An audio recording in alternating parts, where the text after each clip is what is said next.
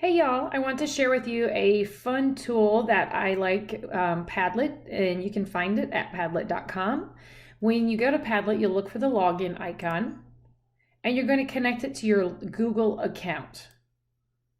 Once you log in, you're going to see the different options available to you. I have two Padlets already created, so that's why I have those two rectangles sitting on my screen. But what I want to show you first is the gallery. So when I go into the gallery, it gives me some options or some templates that I can use. And so as I scan through them, I'm going to click on the About Me just to give you an idea of what it might look like. So here's an example of an About Me. And this is a great beginning of the year activity for students to do to get to know them. And so what they can do is create their very own Padlet, which I'll show you how to do. And once it's completed, they can click share. And then they can copy the link and then share that link wherever you want them to. You can put it in your Google Classroom, you can put it in a spreadsheet, wherever you'd like. And the fun thing is if you put it in a place like Google Classroom, then students are able to comment on each other's. All right, so that's one example. Let's go ahead and look at it some more and see what other options are available for you. Here's an example of a scavenger hunt. And so you can have your students go and meet each other and ask each other questions. They can make up their own scavenger hunt and do that, or you can have them all ask the same questions. They also have other options, like you can see here, the life of a butterfly. And so students can use the timeline option and add in pictures and details about each stage of the butterfly. So hopefully that gives you some ideas of how you might use Padlet. Let's go ahead and dive into seeing how it functions. So I'm going to go back to my Padlet. I'm going to scroll up in the very top left corner in tiny little words it says Padlet. So I'm going to click on that, and that brings me back to the home page. So if I don't choose one of the gallery options and I want to make one from scratch, I'll click on Make a Padlet. Now, let me explain though. You're only allowed to have 3 Padlets with the free version. So if you sign up for the free version of Padlet, you can only have 3 of these little squares. And so if you have more than that, it's not going to let you do that. So kind of keep that in mind when you're creating. So I'm going to make a Padlet, and it's going to open up and give me some template choices. And so a couple of them I'll talk about. The wall is just where it's all posted on the wall. And so if students are commenting on your wall, it's just going to randomly go on there. It's not really any kind of organization. You have the stream, which is like a row one after the other. The grid, the shelf, and the shelf is kind of cool because basically it makes 3 columns. And so column 1 could be one thing, column 2 another thing, and column 3 being a third thing.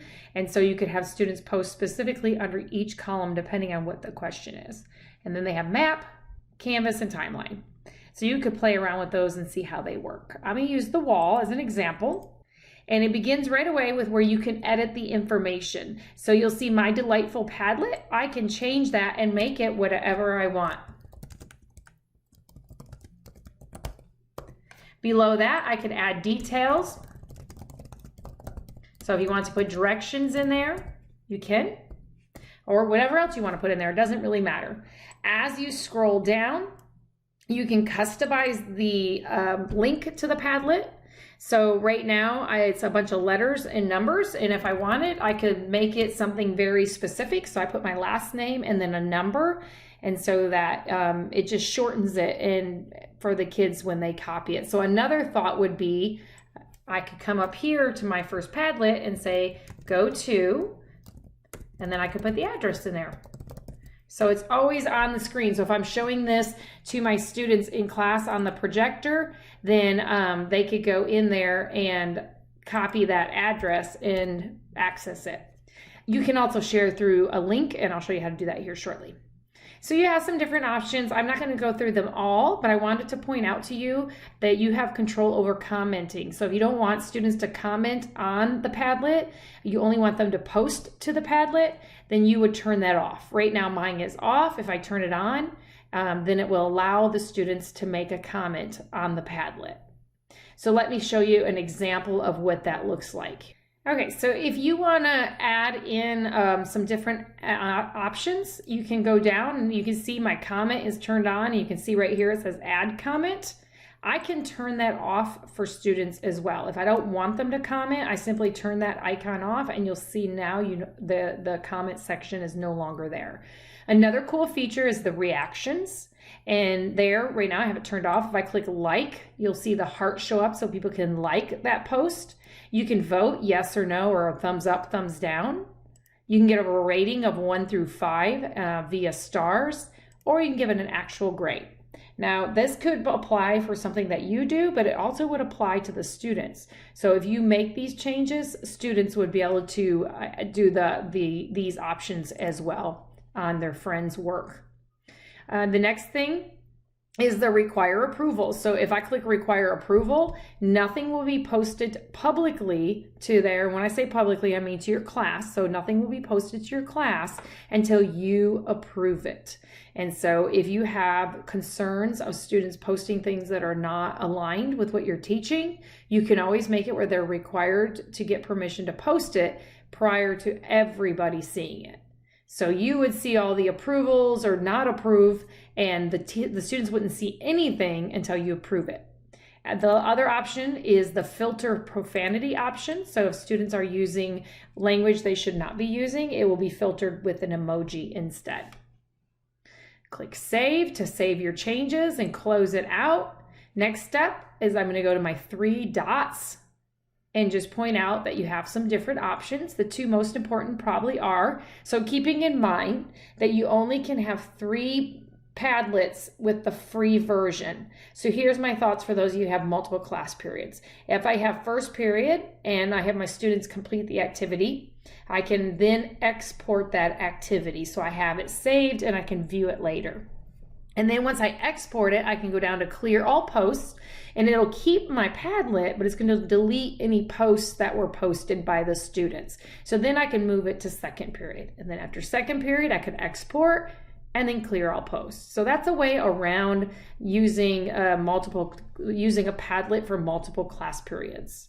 Next is under my image, my account. I can do a profile change. I can upgrade. If you're deciding you like Padlet and you're wanting to upgrade to the paid version, you could do that in here as well. You can see some stats, and you can see settings in here under the profile.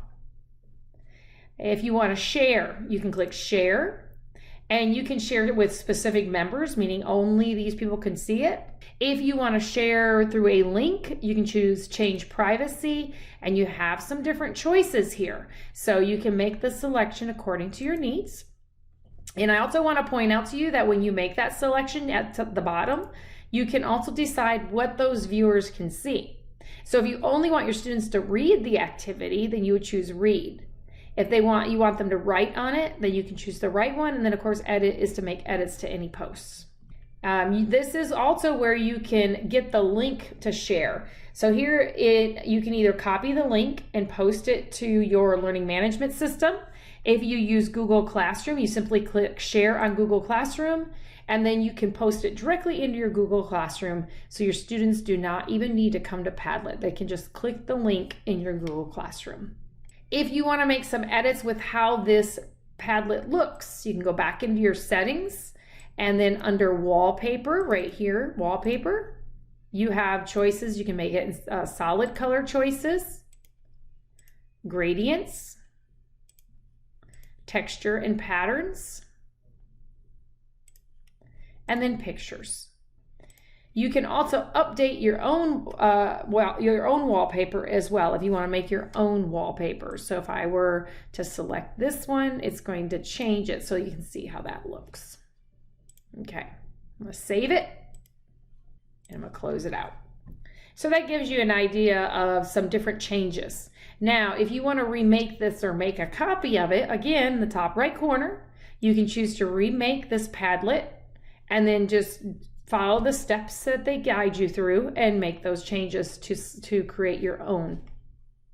This works really well if you go into the gallery. So if I go back to my main page and I click on gallery, that is how I would copy the gallery choices that they give you. So if I wanted to do one of these activities, I would simply click on it and then choose remake. And then that would allow me to copy it.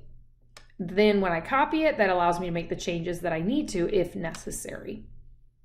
So that's how Padlet works, and hopefully that gives you some ideas of how you might use it in your classroom. If you have any questions, let me know.